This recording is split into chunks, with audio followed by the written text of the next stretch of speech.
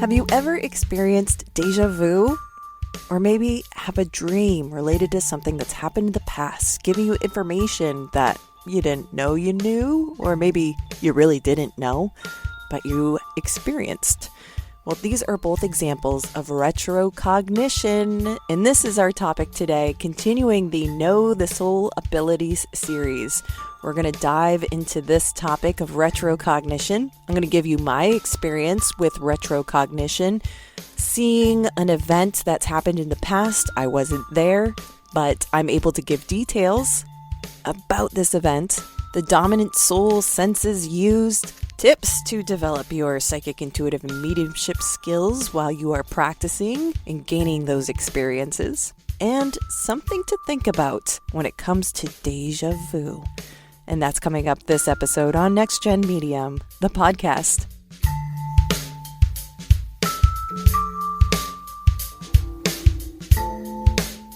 Hi, my name's Sarah Nickerson. I'm the host of NextGEN Medium, the podcast.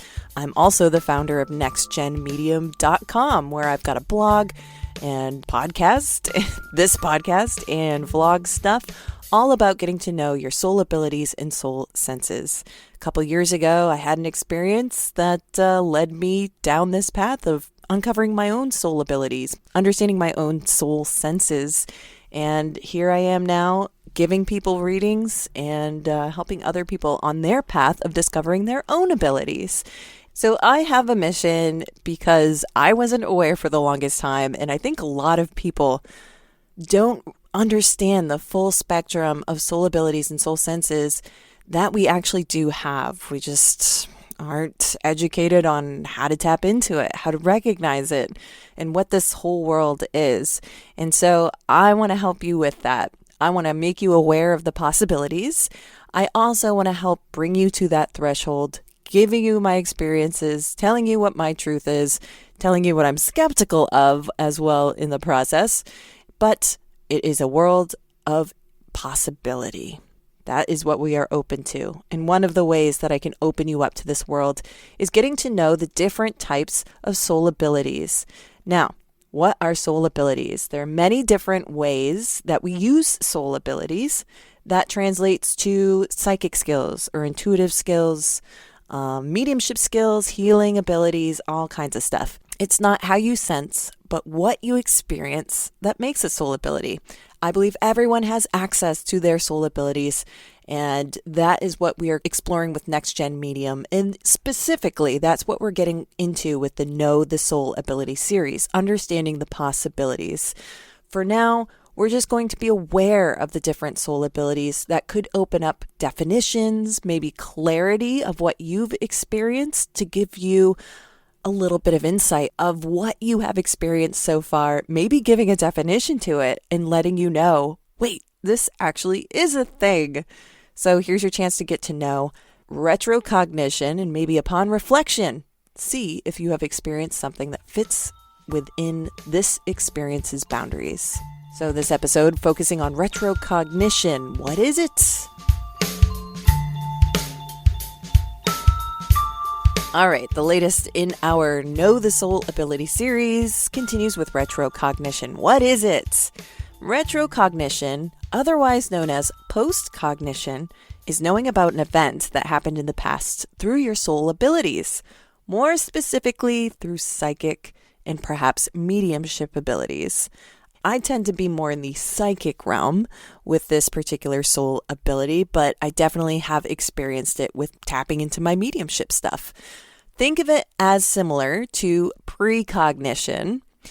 Precognition being knowing about an event before it happens, but after events have happened, of which you physically were not there to witness yourself. Maybe you were given a visual of a historic event, maybe saw details that lined up with historical fact or facts that prior to receiving the visual, you would have no knowledge of. Now we got to get the official definition from someone with clout, and that's Merriam-Webster. They define retrocognition quite simply as direct or extrasensory perception of past events. Okay? Well, there are many ways to experience this, which include attributing retrocognition through deja vu or in dreams. Now I'm going to give you my experience with retrocognition.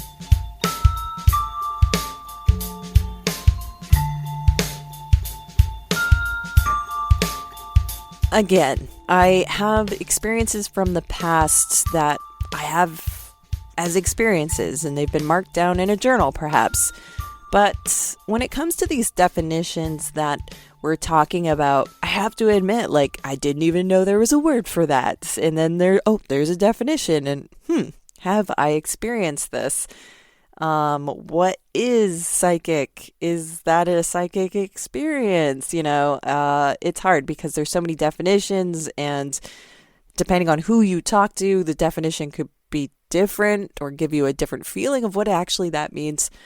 It's so funny being able to look back on my experiences and finding out that there's a name for something that I have psychically experienced.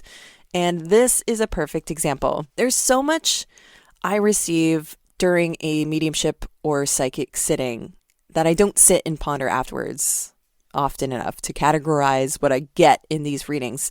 And sometimes it's so funny. I don't sit and think, is that psychic or is that medium? Because it all just comes to me in such a fluid way that I'm not sitting there dissecting, is that psychic or is that medium? Because I'm caught up in the moment and trying to understand the messaging and passing it along to the sitter, that I don't sit and really think, is this psychic or is this mediumship? Afterwards, I kind of try to dissect what's going on. I think it's natural. You want to understand how this works, but there's so much that I receive in a sitting that it's not until after that I really try to kind of clear out what the hell just happened. But researching this topic, again, makes me aware more fully the experiences I do have and the breadth as well. So during readings, I will get glimpses into events that have transpired. So I tend to visualize with these, and how I characterize it is like a movie, and also very specifically like an old movie. And this is interesting because not only do I see things that line up with a certain time period, like the style of clothes or style of cars, but I also visualize things like photographs and movies of different eras, which is interesting because how I see it usually lines up with how I understand the progression of that technology and how it looked in a certain era. So an old movie, you can kind of tell what era it's from by how it's playing in your head, like how it visually looks. What is it, a 16 millimeter camera versus a VHS camera from the 90s versus, what we would be able to film on an iPhone now. These all have different qualities to the picture that you can distinctly pinpoint as a moment in time, a certain era of that technology. And somehow, through the references that I have in my mind, this is a piece of information that I can understand. All right, I got a movie playing. I'm looking and I'm seeing styles of clothing. I'm seeing styles of car. I'm also seeing it as if it is being filmed. And what does all this information tell me about the time period? And so I'm able to say, okay, so I'm seeing a lady, and the way I'm seeing her is almost like she was filmed in the 60s. I can see the style of cars and old cars and like an antique car. And so I feel like I'm looking at her as if we're in the 50s or 60s. And so this is actually an example of a reading I had where I was taking in mediumship stuff. And this was actually during a workshop. And I was getting information on what turned out to be this lady's aunt. This lady's uncle owned a car shop and worked on antique cars. What are antique cars to us now, but back in that day, those were the cars that they had. And in my mind's eye, I was seeing this picture by picture event of her like posing next to a car. Not only am I seeing an event that had happened, but I'm also getting an impression that this could actually be a photo that could be around. And there are many times that I've seen things as if this must be a photo because the way I'm looking at it, the person's posing. And then there's other times where it is like an actual movie, and how it's quote unquote filmed gives me an idea of the era, which as much information as I can get from the glimpse is information that I can impart onto the sitter and help them recognize who's giving the information, why it's important. Any details I can get maybe builds a bigger picture of information, be evidential material for this person that I'm doing a reading for. But in this particular example, I remember this one reading, and I'm seeing a garage, a couple of old cars, like 50s, 60s style, and the way I saw it was grainy, like an old movie. And I actually have an example of even the coloring that was included in this sort of quick snapshot of life, slice of life, on my blog that's dedicated to this episode. It's called Know the Soul Abilities, Retrocognition. You can check that out at my blog, nextgenmedium.com/blog. YouTube is a wonderful thing. Let me tell you what. And I love embedding videos in my blogs because there's some stuff I can really try to explain. There's some stuff that you visually need to see in order to understand my perspective. I'm a very visual person, and words aren't second nature to me, even though I do this podcast. And so sometimes I need that visual for you to be able to understand what I'm talking about and maybe be able to connect with an experience that you had as well, so you can identify this as a soul ability of yours. So further in the blog, I'm talking about what I saw, how I saw it, and all the other stuff kind of associated with it. Stuff that I don't remember now, but I'm looking at my blog and I'm like, oh yeah, I forgot about that part of the reading. But was this a groundbreaking retrocognition event experience? Seemingly no, but any evidential information can make or break the sitter's experience. I'm getting the information, I'm passing it along. That is my role. But belief that I was able to connect with the sitter's aunt was made possible by using retrocognition. At the time, I wasn't aware that that's what was happening, but looking back, now that I have a definition, I can recall this example and label it as a retrocognition experience, and I can still see it in my mind's eye to this day.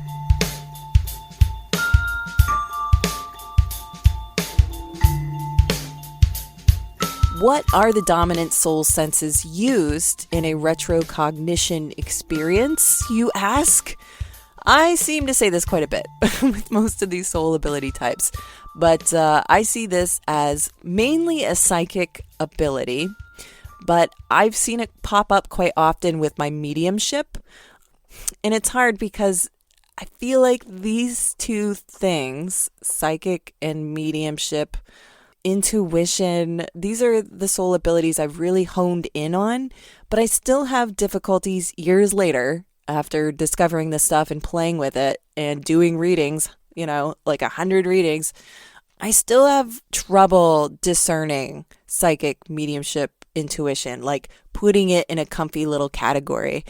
When it comes to the soul stuff, it's not important what category it goes into. But for us human beings who like to get all logical with things and really want to understand the whole mechanism of this soul ability stuff, we want to have categories because that helps define, and we want definition because we want to understand.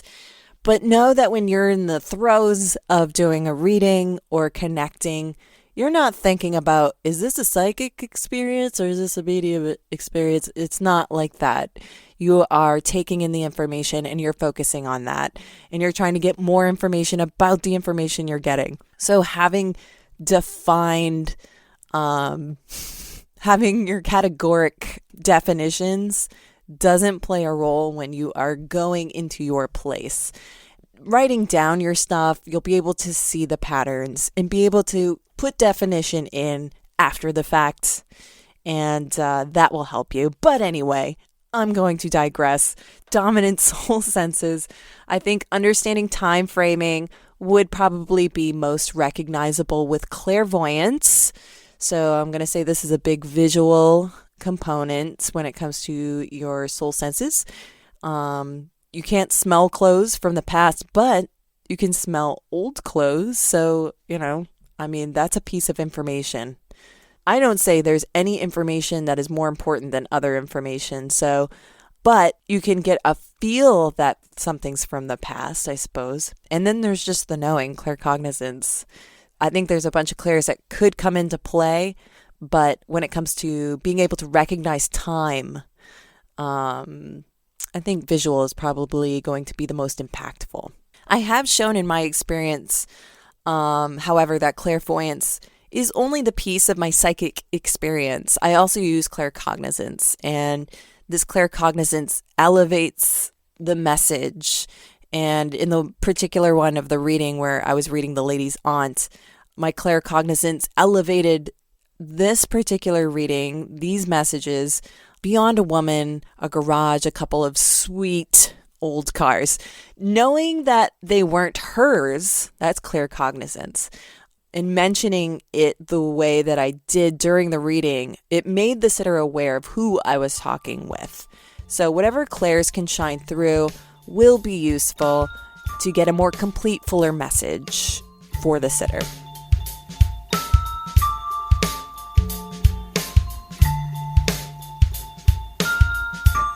With all the soul abilities, when you're going into practice and you're exploring, there are some key components that I want you to keep in mind when you are doing your work, when you're gaining your experience. And the first is meditation. So this is sort of a key experience to get yourself to a quiet place, because the information you take in is very subtle compared to what takes our attention in our regular distracted lives. So being in a meditative place, being quiet, focusing inward, putting your attention to what's flowing through your mind or how your body feels, this helps you gain a place of familiarity with taking in subtle messages. And also, being in that quiet place helps you become familiar with what your baseline is, so that when those subtle messages come in, you can discern that that is abnormal to this place, this state of mind, and so this is messaging coming through. And I have meditations for you to check out, white light meditation, an energy protection meditation. These are embedded in the post that is dedicated to this particular episode called Know the Soul Abilities Retrocognition. You can check out my blog at nextgenmedium.com, and when you're going through this particular blog post dedicated to this episode, these meditations are embedded right in there so you can play them and not have to get routed to some other website. Next up is knowing your clairs, so becoming familiar with the tools, the possibility of tools that you could have. And reading through the list, you might be able to point out stuff that you are pretty certain that you have. And so in your journal, because you are documenting, I know you are, in your journal, you should have a page set up that lists all the clairs, and I have them listed for you and the definitions with them. Or let's do this. Have 3 different categories. One category that's pretty sure this is mine, and list the ones that you are feeling pretty confident that are yours. And then in the next column, it would be maybe these are mine. And then in the third column, it would be, I have no idea what this is. I don't even know how to relate to this. And then as you are going through your experiences, you can kind of check off like, okay, this counts as claircognizance. I just knew that. And so you put a little check next to that. And the more checks that build up, the more you know what tools you have. And understanding the tools is understanding soul abilities. So that's a good page to have in your journal. And this is a great list to work off of. This is on my blog, nextgenmedium.com/blog, Time to Meet the Clairs. It's a pretty comprehensive list, and actually I compiled it from information that I personally had, but scouring the internet, seeing what was out there too. And I think this is probably one of the only lists on the internet that has a great breadth of soul senses listed out for you. So if you know of any more, please feel free to message me on my website. Now, when you are in that place of exploring, there are specific tips that I want to pass along to help you with your success. One of those tips is to keep an open mind. Now, this is sort of a general thing that you should be doing, but if you are in the place of trying to explore your abilities, you want to be able to take in everything that is truth. And that means you need to keep an open mind for the things that maybe you didn't think were true, but you got to give them a chance. You know what I mean? So keep an open mind when you're in that place of exploring.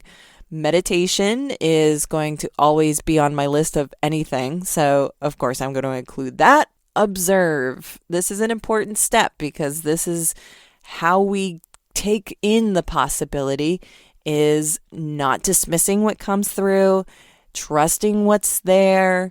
Don't second guess. You are watching things come and go. And this is a good way to start out when you are exploring this world for the first time. For the first few times, is just hanging out, seeing what's up. That's it. And documentation. You got to keep track of what's going on. This is how you get to know what skills you are really good at right now. Also, which ones you want to be more familiar with. And having stuff to look back on is great for your advancement, being able to reflect. Also, it's kind of nice because you can look back and be like, wow, I've come a long way. So documentation, I would right next to meditation as most important key factors when it comes to getting to know this stuff, becoming familiar with it, exploring it, and uncovering it. The other thing, when you start getting to a point where you are receiving messaging, you might notice some obstacles that come up that are really frustrating. And so I would encourage you to check out ways to identify ego in your messaging. This is an episode that has already gone by here in the podcast, but I also have a blog put up on this so you can read it out. See if you can identify with the ego blocks that come through. Now, these are personal ego blocks that I found for myself. You have to be able to detach yourself from the ego, and that's how you can serve best. When you're having issues, it's probably because the ego wants to take over and be a jerk. Don't let the ego become a jerk, and learn to separate it. The ego is doing its job, but it's hindering your process with understanding your soul abilities. So check that out on my blog at nextgenmedium.com/blog. It's called Identifying Ego in Your Psychic Messaging. Now, I say psychic messaging, but it's open for any of the soul abilities.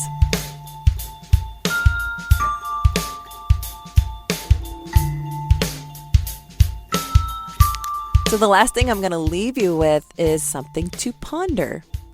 And it comes to deja vu. Seeing as though deja vu is considered under the umbrella of retrocognition experiences, I have developed an understanding of deja vu that also goes along with precognition, or more specifically, precognition dreams. Experiencing deja vu really gets your attention, right? You stand there for a second, you say to yourself, oh my God, I've been here before. And you're like in this weird world. Oh my God, it's never ending. It's never going to stop. Oh my God, I experienced that too. Well, maybe the next step is to think about when you have been there. When have you been there? Been in that moment of deja vu. Not saying that think right now the last time you had deja vu. That's not what I'm saying. I'm saying when you're in the moment of deja vu, where have you been in this place before? For me, and this is sort of theoretical here, but it's something to think about. For me, I have this weird ability to place my deja vu, and generally, it has to do with dreams I've had, and they could be from decades ago. How I remember these dreams and how I can place when in the past I've had these dreams is just beyond my logical understanding, but it's how I understand this. Years ago, I dreamed future events that I experience now as deja vu. Having deja vu, is that remembering something you had in the past about something you thought about in the future? Oh my God. Oh, start a dream journal. Do yourself a favor if you haven't done that. Make that a part of your documentation process. And I have more on journaling, which can be found on my blog. Surprise, nextgenmedium.com/blog. It's a nice little guide to get you started in documenting your process, or if you already have stuff started, but it's kind of a mess, I have a way to help you do the bullet journaling process. That's kind of how I did things for a while, and it's a way to document linearly, but have your sections, so it's kind of organized. Check that out at nextgenmedium.com.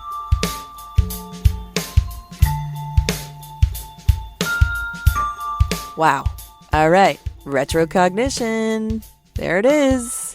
And that does it for this episode of NextGen Medium, the podcast where we are exploring the soul abilities with the Know the Soul Abilities series and focusing on retrocognition. Hey, I know you want to know more, and I've got more for you at my blog that is dedicated to this particular episode. It's at nextgenmedium.com/blog. The blog post is called Know the Soul Abilities Retrocognition. I have web resources for more on retrocognition, including social media resources, including Facebook groups, Reddit communities. I got the links right there, so you just got to click on the stuff and it'll shoot you right where you want to go. I also have some cool videos here that you can check out, stuff about deja vu, and more links about retrocognition on this blog post found on my blog, nextgenmedium.com/blog. And while you're at my website checking out my blog, you can sign up to get a development session with me. It's 45 minutes. We chat about what you've gone through, the stuff you've experienced, and I give you my thoughts about it, and maybe I give you some homework to help you get to the place that you want to go. Go to my website, nextgenmedium.com. You can flip through the calendar, see what works best for you, or if you just want a reading, we can do that too. Check out the blog, vlog, and other podcast episodes at nextgenmedium.com. You can add your name to get emails about upcoming NextGen Medium stuff by going to my website. Stuff like educational stuff, contests for free readings, and a whole lot more. I'm on Facebook. I'm on Instagram. I'm on Pinterest for all your social media liking needs.